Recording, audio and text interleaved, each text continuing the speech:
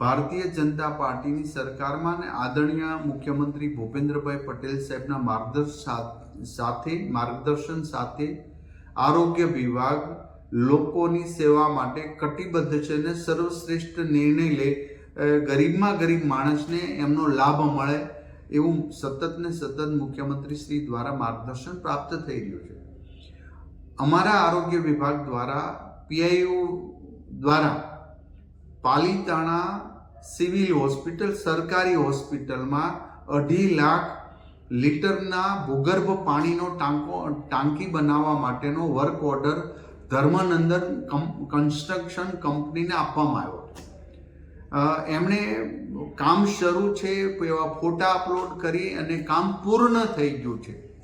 અને એમના બિલ પણ ગાંધીનગર એમના એન્જિનિયરોએ સાઇન કરીને મોકલ્યા. આ અરસામાં પાલીતાણા સરકારી હોસ્પિટલમાં જ્યારે મારી સરપ્રાઇઝ વિઝિટ હતી ત્યારે મેં એ ટાંકી 2.5 લાખ લીટરની ભૂગર્ભ ટાંકી જોવા માટેનો મેં જ્યારે વાત કરી ત્યારે ત્યાંના પ્રશાસન કે ડૉક્ટરને કોઈને ખ્યાલ જ નહોતો અહીંયા ટાંકી બની છે, પરંતુ ખરેખર ત્યાં ટાંકી બની ન હતી. આ તપાસ તુરંત જ અમારા અધિકારીને અમે આપી અને જાણવા મળ્યું કે ત્યાં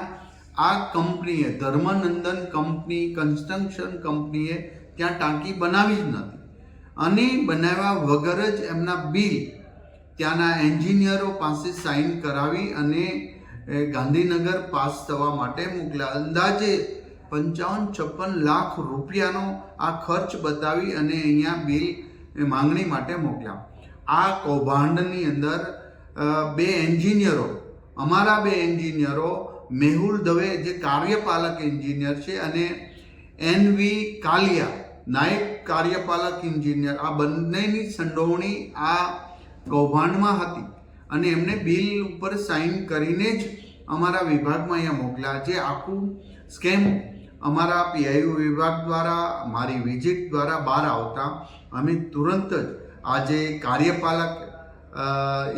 એન્જિનિયર મેહુલ દવે અને નાયક